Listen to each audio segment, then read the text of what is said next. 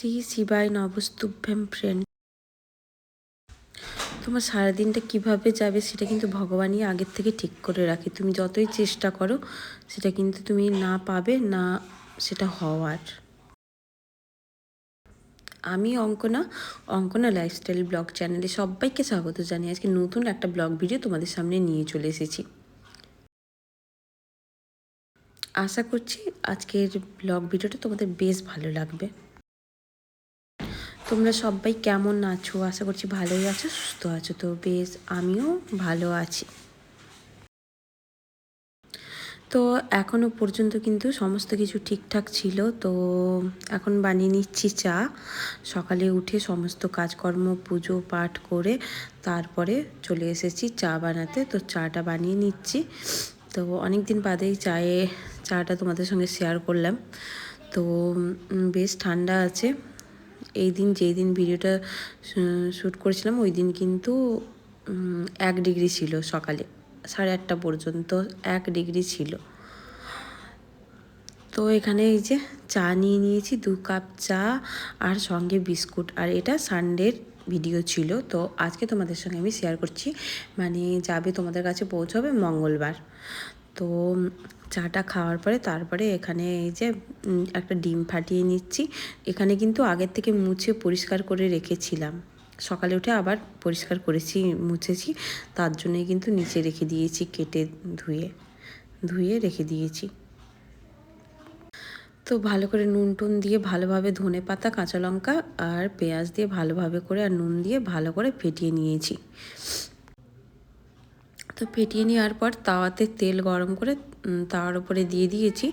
তো ব্রেড আর ডিমের টোস্ট বানাবো। তো এটা বেশ ভেবেছিলাম যে স্যান্ডউইচ বানাবো, কিন্তু স্যান্ডউইচ আর বানালাম না।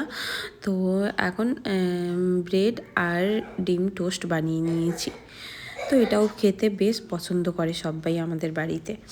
তো এখন এপিট আর ওপিট ভালোভাবে করে কিন্তু লাল লাল করে ভেজে নিয়েছি।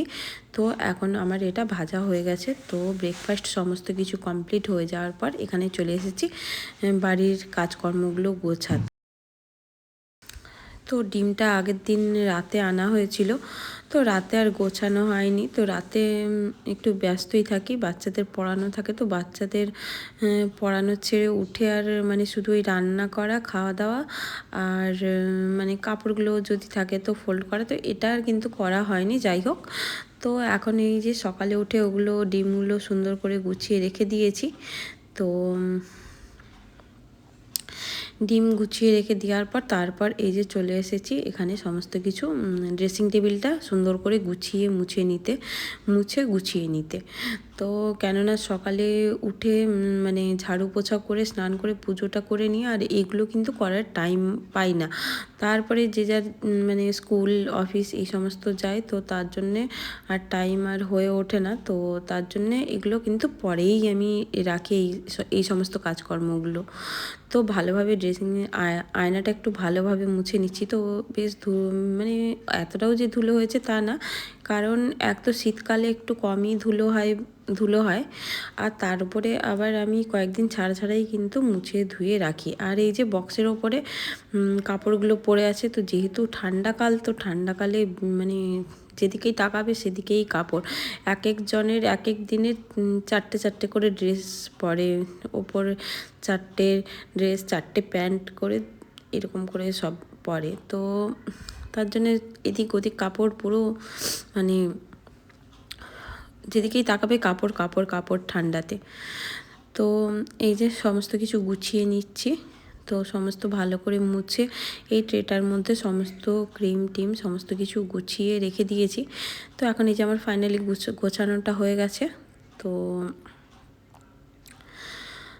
তো এই সমস্ত কাজকর্ম করে এখন চলে এসেছি রান্না করতে। তো এখন রান্নাটা বসিয়েছি যদিও। তো প্রথমে মানে প্ল্যান ছিল যে ফ্রায়েড রাইস বানাবো, তারপরে হলো যে না বিরিয়ানি বানিয়ে নিই, যেহেতু লেট হয়ে গেছে। তো বর বলল যে বেড়াতে যাবে, তো তার জন্যে তাড়াতাড়ি করে বিরিয়ানি বানিয়ে নিচ্ছি। তো এখানে চালটাও ধুয়ে রেখে দিয়েছি। তো আর ওই যে হাঁড়ির মধ্যে গোটা গরম মশলা, তেজপাতা সমস্ত কিছু দিয়েছি। এই যে দিয়ে দিলাম সমস্ত গরম মশলা।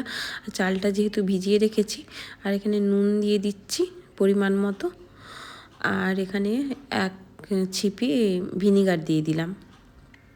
তো আর এই যে চালটাও ঢেলে দিচ্ছি ভাতের মধ্যে, মানে হাঁড়ির মধ্যে চালটা ঢেলে দিলাম। তো আর চাল ঢেলে দেওয়ার পর ওখানে ভাতটা হতে হতে এখানে চিকেনটা কিন্তু ম্যাগনেট করে নিচ্ছি। তো চিকেনের মধ্যে নুন আর হলুদ দিয়ে ভালোভাবে মাখিয়ে নিচ্ছি এখন। তারপরে এই যে আদা, পেঁয়াজ, রসুন বাটা দিয়ে ভালোভাবে মাখিয়ে নিচ্ছি।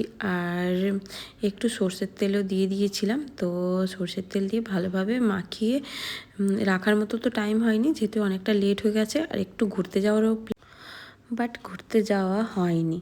তো কেন হয়নি তো সেটা তোমাদের সঙ্গে শেয়ার করছি একটু পরে। তো এখানে এই যে আলুটা ভেজে নিচ্ছি। তো এখনও পর্যন্ত যাওয়ারই প্ল্যান ছিল, তো আলুটা ভেজে তুলে নিচ্ছি লাল লাল করে। তো আমি চিকেনের আলুটা ভেজেই করি, তো আমাদের বাড়িতেও এইভাবেই রান্না করে। তো এখন ওই তেলে আর একটু তেল দিয়ে এর মধ্যে পেঁয়াজটা দিয়ে দিলাম। তো পেঁয়াজটা ব্রাউন করে বেশ কড়া করে ভাজা হয়ে যাবে, তারপরে চিকেনটা তুলে দিয়েছি। তো চিকেনটা এখানে কষানো হচ্ছে। তো এখানে এই যে চিকেনটা আমার কমপ্লিট হয়ে গেছে। তো আর কিন্তু বিরিয়ানিও বানানো হয়নি আর ফ্রায়েড রাইসও বানানো হয়নি, কারণ একটু ঘুরতে যাওয়ার প্ল্যান ছিল। তো যাই হোক, ঘুরতেও যাওয়া হলো না আর রান্নাও হলো না। তো সেই কবে থেকে বলছি ঘুরতে যাব, তো ঘুরতে আর যাওয়া হলো না। তো তোমার যদি মানে কপালে যদি না থাকে, তো সেটা তুমি কোনো মতেই পাবে না। তো সমস্ত কিছু সমস্ত এই খাওয়া দাওয়া করবো আর বেরোবো, তো এটাই ছিল প্ল্যান। কিন্তু মাঝখান থেকে ফোন চলে এলো, তো তার জন্য কিন্তু বরকে কিন্তু অফিস চলে যেতে হলো, তো তার জন্য আর যাওয়া আর হলো না। তো এটাই, তোমার ভাগ্যে যদি না থাকে না, আমাদের যাওয়াটা ভাগ্যেই নেই বলতে গেলে। তো ভাগ্যে যদি তোমার না থাকে না, তুমি যতই শত চেষ্টা করো, তোমার কখনোই কিছুই তুমি পাবে না। তো যাই হোক, আজকে এটাই লাঞ্চ ছিল, ভাত আর ওই চিকেন আর পাঁপড় ভাজা আর পেঁয়াজ ছিল, ব্যাস এটুকুই দিয়ে খেয়ে নিয়েছিলাম। তো আমার ভিডিওটা যারা যারা দেখলে এতক্ষণ ধরে, সবাইকে অনেক অনেক ভালোবাসা আমার তরফ থেকে। আর আজ এই পর্যন্তই। আজকের ভিডিওটা কেমন লাগলো কমেন্ট করে জানিও। এখন তো খেতে বসে গেছি। সবাই ভালো থেকো, সুস্থ থেকো। টাটা সবাইকে। অপেক্ষা করো নেক্সট একটা ব্লগের জন্য।